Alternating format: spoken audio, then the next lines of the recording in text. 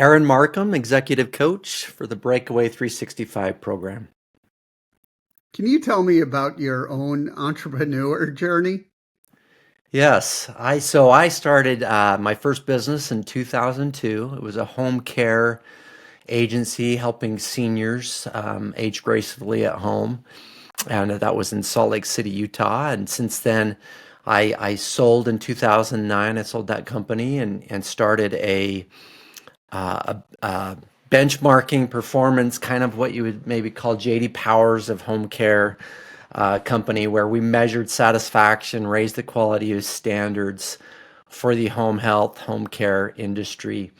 Um, Company called Home Care Pulse, and then I since got my master's degree in applied positive psychology from the University of Pennsylvania. Studied under Martin Seligman, the father of positive psychology. Written a book called EntreThrive, which is a entrepreneurial thriving, dealing with some mental health in that book, and just helping entrepreneurs overcome burnout and stress. That's kind of what led me down that path. And now I coach entrepreneurs, mostly in the realm of helping them thrive regardless of circumstance, regardless of what might be going on in their lives. And that's really been my focus with our Breakaway 365 program. So yeah, and I've What I've owned is, a few businesses. I'm a yeah. I'm a serial entrepreneur, and been an entrepreneur for now 24 years. Oh, So wow. yeah, yeah. So it's been a journey. That's a real nutshell, Michael. That's really kind of a Yeah. condensed. I've struggled with burnout. What got me motivated to do the positive psychology program was really for myself. Like 2015, I was exhausted, burned out. I was struggling with what we call in positive psychology obsessive passion. I was burning the candle at both ends, and my family was suffering. I was rarely home, and I needed to find a better path, and stumbled upon the book Happiness Advantage by Sean Acor that introduced me to positive psychology. Later, started reading books by Martin Seligman, who later became my professor, which is pretty cool. So, yeah, so that's my journey. I have 6 kids, 3 boys, 3 girls. Been married 29 years. So I'll take it back to what you're saying in the early part. What is positive psychology? Yeah, that is a very important question because people misunderstand positive psychology. They think it's the psychology of happiness or Yeah. the science of happiness, and it's really not what it is. It's more of like the science behind why some people thrive and why some don't. It's the proactive side of psychology. So you think about behavioral psychology and some other psychology that's been around for so long. Martin Seligman and a couple other Mihai Csikszentmihalyi and Chris Peterson, kind of the three founders, I guess you could say, of positive psychology. They wanted to really focus on the proactive side of well-being. And rather than wait for people to have problems, let's get on top of it beforehand. And so the things like self-determination theory and other concepts like that, authentic alignment, appreciative inquiry, things that have come from the positive psychology realm that corporations use today that help people thrive regardless of circumstance. And so positive psychology is just I call it the proactive side of psychology. It's for everybody, regardless of what they might be dealing with. So. And Yeah. you talked about burnout, and people who are entrepreneurs, have one thing on their mind to succeed no matter what, because it's something, really uh, passionate to them, really important to Yeah. them. But Yeah. like you said, there is burnout. So what are some of the steps to avoid, Yeah. try to avoid that? Yeah. a lot of entrepreneurs, I call it obsessive passion, or really, I wasn't the one who coined that, but in positive psychology, we call it obsessive passion, where they become so obsessed with what they're doing, and they might even feel called to it, right? They might even Yeah. feel like this is something I'm supposed to be doing. And with that obsession is they don't let go of other things. A lot of times they're not even like growing their team and empowering their team to take over certain areas of the business so that they can enjoy life and thrive. And over time they burn out and they get burned out. We want passion, but we want what's called harmonious passion. So that's where there's a nice alignment. I don't believe in balance. Balance is a myth in many ways. Is balance can actually create comparison and depression in saying, okay, I need to live a balanced life. But balance is like this equilibrium, and rarely do we have Right. equilibrium between our personal and professional lives. And so alignment's more important, like getting our personal and professional lives aligned so that we understand what the priorities are in our lives. Sometimes we have to give 70% to our business. But as long as we're aware of that and and putting things in place so that we can get that back down and put more into our personal life. Um, anyway, that obsessive passion can overtake us and often cause burnout. Burnout isn't typically caused by the amount of hours you work, but it's caused by doing things that drain your energy. Mm. And so a lot of entrepreneurs are doing things they don't want to let go of. They become so obsessed with the outcome that they're just doing everything. And so they don't delegate, they don't bring on new team members. A lot of solo entrepreneurs deal with this. It's a big problem with solo entrepreneurs because they don't have a team around them to really help elevate their company and themselves. So anyway, hopefully that helped. I don't know if that was Yeah, no, that helps me because I am doing my thing solo with media, and that's the big thing of I want to have open mind for more creativity, so I'm trying to limit yeah. the burnout. So, Michael, this might be helpful for you and the listeners. Is that I have a term I talk about in my book. I wrote this book, EntreThrive, and in the book I talk about um, the this concept called guiding genius. Well, in guiding truths, really, I lead with guiding truths is like finding your purpose. We have an AI bot. We can put it in the show notes that listeners can take, but an AI tool that allows them to answer questions and it helps them get to their purpose or their guiding truths. There's another concept I've been teaching. Didn't really talk too much about it in the book, but a concept called guiding genius, and that's what gives you energy, what really drives you in the business from a professional level. And when we're outside of our guiding genius, that thing that gives us energy, like the creativity that you love to do, Yeah, then we are misaligned, right? And that's where burnout takes place, is because we're doing things that are draining our energy. And it's probably for you, I would imagine, just like a lot of administrative stuff that robs you of your yeah, creativity. And correct. so Yeah, Dan Martell, a great entrepreneur, talks about this replacement ladder. It's a concept that's been around for quite a while, but starting with your administrative, like replacing your tasks with some like an executive assistant. So I have an executive assistant that really takes a lot of the administrative stuff from me because I'm like you, I'm a creator. I love to yeah. create new concepts, ideas, and most entrepreneurs are creators. And so anything that robs them of that creativity gets in the way of their guiding genius. So, yeah. And gets in the way of scalability. Like no one can really scale their company when they are constantly being pulled outside of their guiding genius. Yeah. And with the book, what was it like getting all your thoughts, ideas, feelings, everything out on the page? That was a one of the hardest things I've ever done. I started writing the book before. I know a lot of authors use AI and so forth, but I, Yeah, I didn't. I didn't have that luxury. And the book came out right in the throes of all that, but I started it really kind of it came from my heart. And It took me 14 months, I believe, to write the book.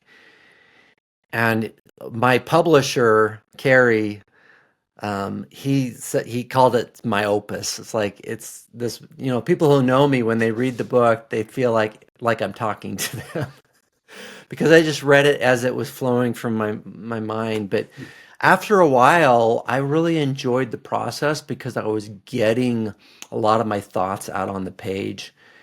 And I organized the book in a way that is really digestible for the reader.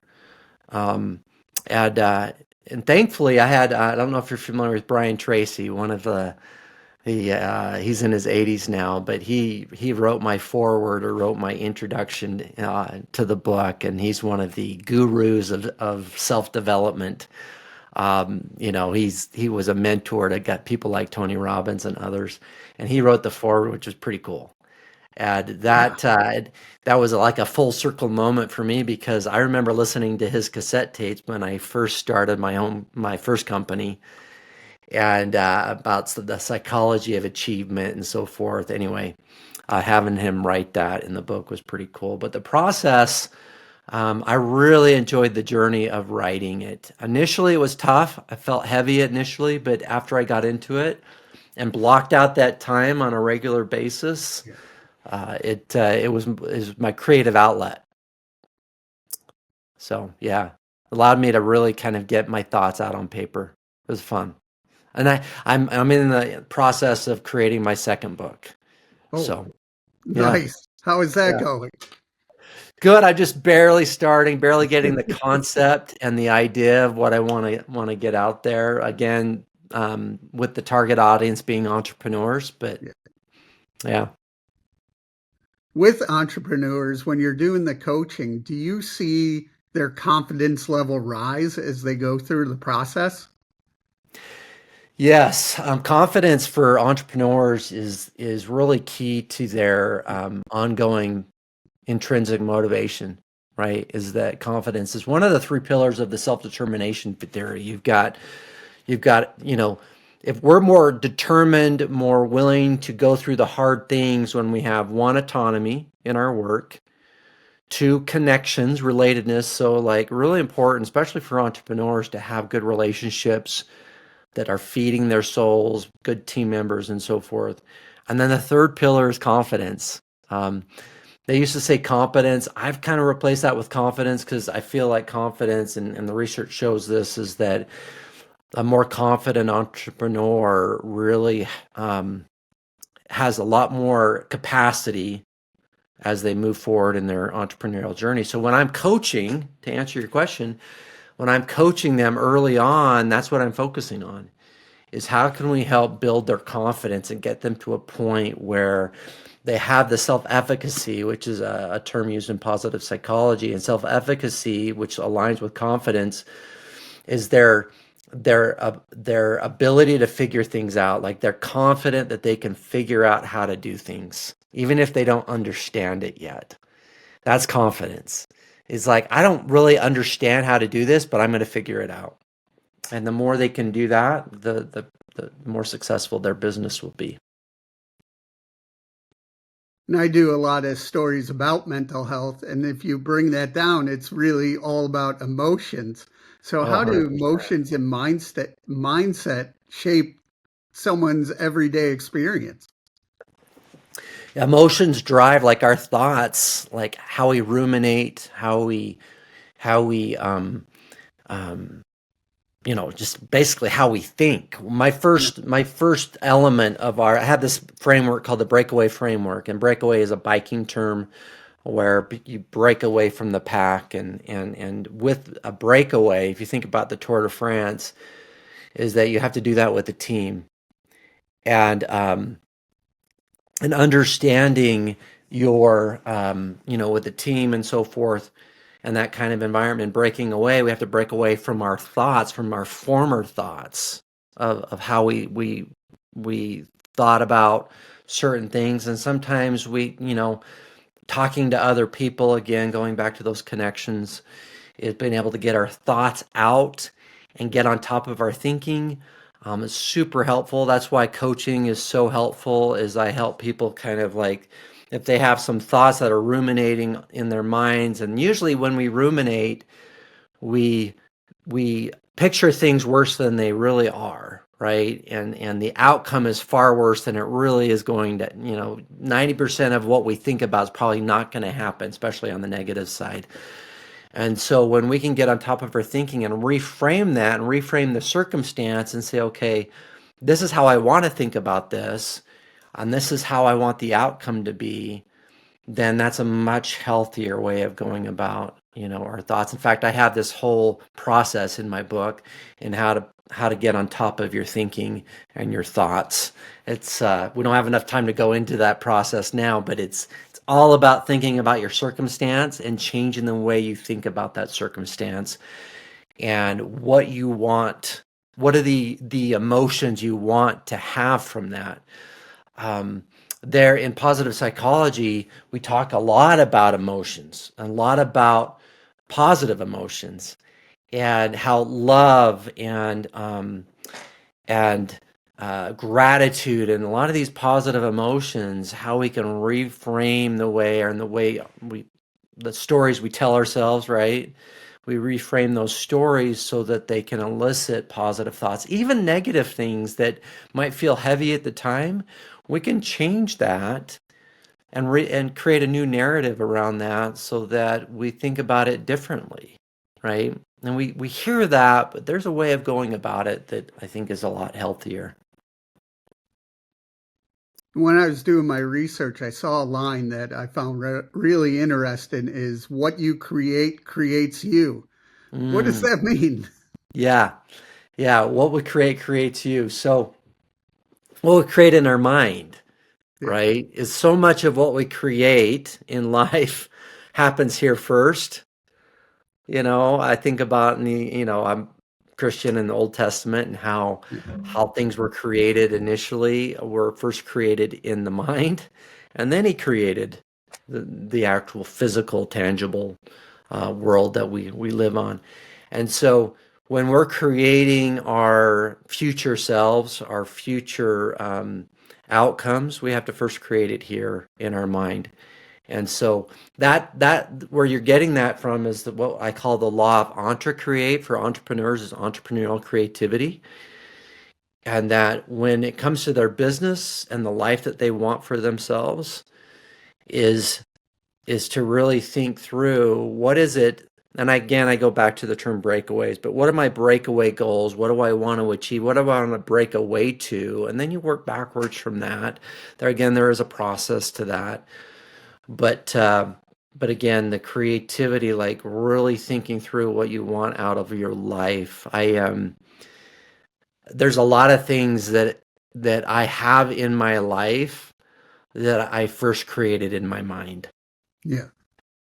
So in fact, anything that I can think of that is good, that was a positive outcome, where I live, how I got this property that we live on, and how I came about. Even when I think about my own 29 years of being married, a lot of that was first created here, and so we hear about things like The Secret and so forth, and I subscribe to that to a point. I mean, obviously, you have to take action on what you create here first, in your mind, but it's so much better if we go about things with intention, um, with using our minds to create what we want out of our lives.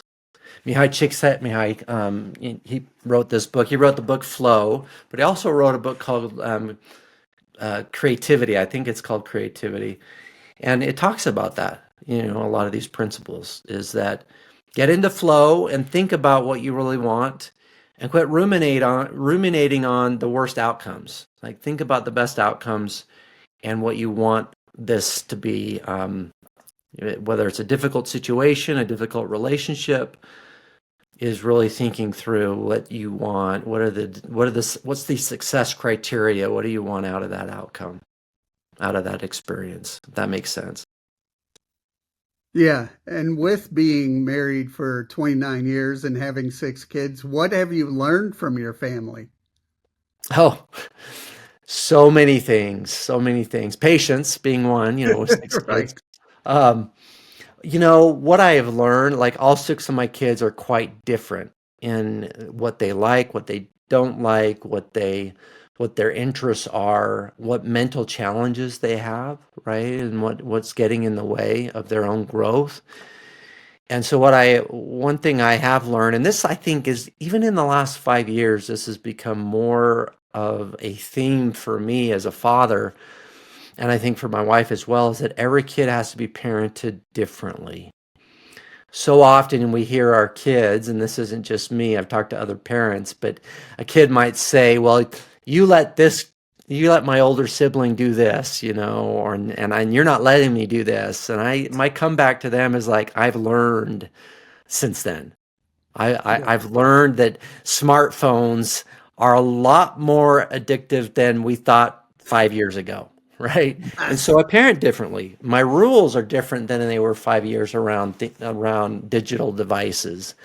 And the mental breakdown of those digital devices. When you talk about mental health, I mean, wow, with our young people right now is in positive psychology, we have a term called self-regulation. It's one of the 24 character strengths that Chris Peterson, a great positive psychologist, and Martin Seligman as well came up with these 24 character strengths. One of them being self-regulation is that our young people now, and even our adult, I have this problem now where we are so tied to these devices that we don't have a whole lot of self-regulation. We're not able to put it down and put it aside and go on a walk without our phones or go even use the bathroom without our phones, is that we're completely attached to them. And the comparison I'm seeing with my teenagers as well as my adult children, I have four adult children and two still at home, and just how the mental challenges they have with social media and all the different things. And so I parent differently than I did my older kids because I've learned a lot through the whole process. My oldest son didn't deal with as much. He's 27 years old, as much as my 15-year-old son does, right? When it comes to these Yeah. devices. And anyway, I don't know if that answers your question, but I've learned that also my priorities and what I put my own attention on has changed, and kids teach you so much.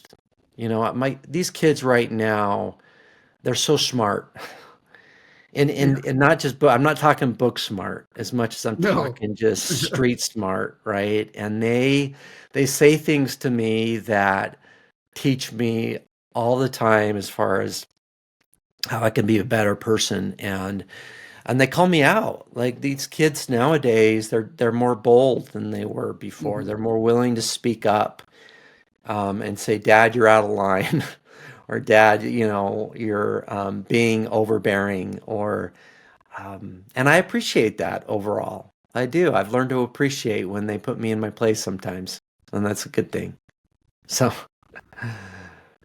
What do anyway, you do to help your own mental health? I think the morning is key, right? Mm. For me, if my morning starts off with chaos, with putting out fires, then my whole day mentally is off track. And I get into, again, rumination is a mental problem. It's like when we're overthinking things and playing out a scenario in our mind constantly. If I start my morning off dealing with that and dealing with rumination out of the gate, that's not good. So meditation has been really key for me. Is that I try to take time to meditate, and that also helps with my prayers. I pray every day, and I meditate first because it helps me focus my mind, and my prayers become more meaningful. I read 10 pages a day on most days of some book.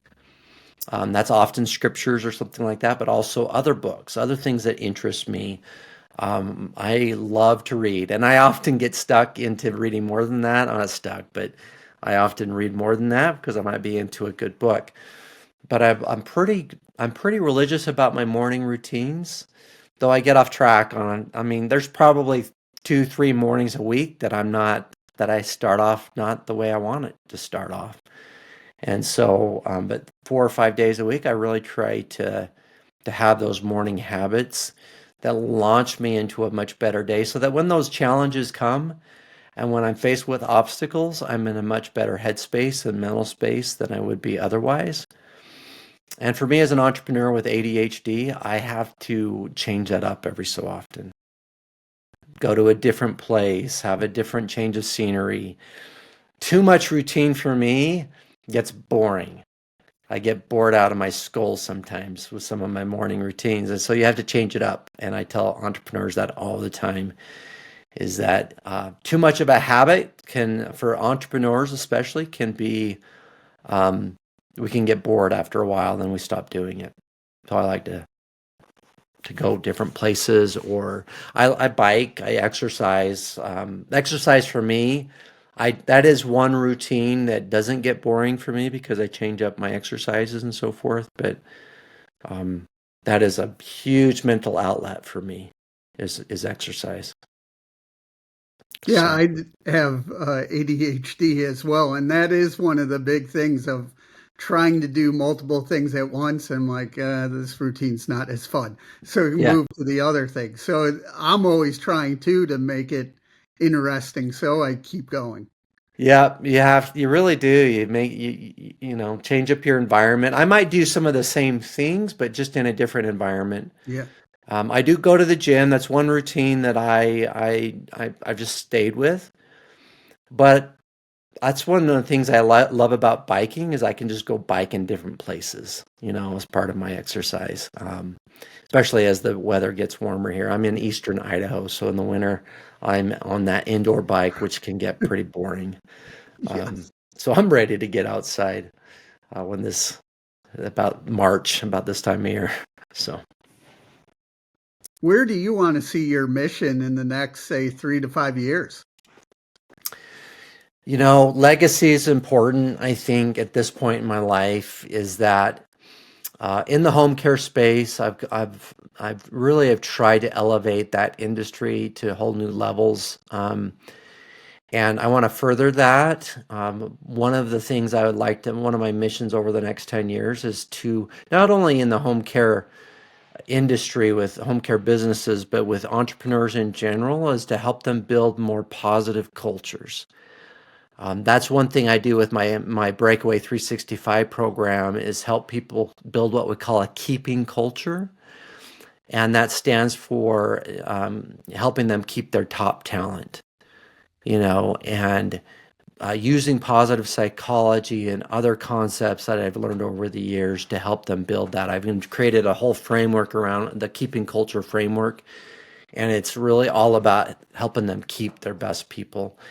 And that's a over the next 10 years, I feel like my mission is that. And then on a personal note, on a personal side, is being able to spend uh, the next several healthy years with my wife traveling. We love to travel, and so I want to make sure that I have the health to be able to do that with my family, to travel the world. And so that's part of my mission is to continue to elevate that. My kids' confidence, like my kids are travelers.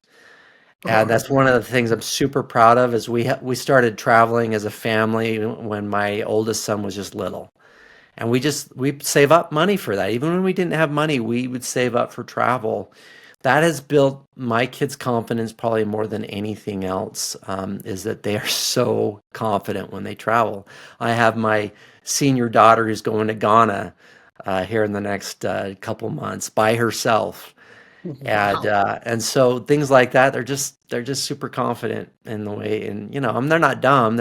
She's going to be smart about her travel, and she's got it all planned out. But she's going with the group, but she's not. None of her parents are going, and neither of her parents are going. And so That is something I want to continue, part of my mission. So, How can people reach out and learn more? yeah, so our website is breakaway365.com. If that's our coaching program.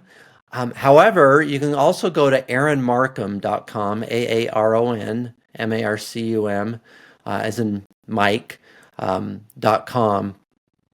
If they want to reach out to me personally and really start following, that's where all my newsletters are. I do a weekly newsletter that they can subscribe to. They can also get my book from aaronmarcum.com or the breakaway365.com. You can also, there's a link to my book there as well. You can get it on Amazon. Again, it's an Amazon #1 bestseller. So it's a great book, great reviews on Amazon, and comes in Kindle, comes in soft, and as well as hardcover. That's the best way to get a hold of me. Go to the one of the two websites. So yeah, and they can also on the Breakaway 365 website, if they want to access that AI tool that I mentioned about finding Yes. their guiding truths, it's right there. They scroll down, they can get that AI tool. So and it's free. It's complimentary. They just put in some information and then they can get access to that. It's powerful. It's a powerful exercise. It'll save them days of doing it on their own. Oh, wow. That's Yeah. awesome. Yeah. Yeah. It's great. It's a great tool.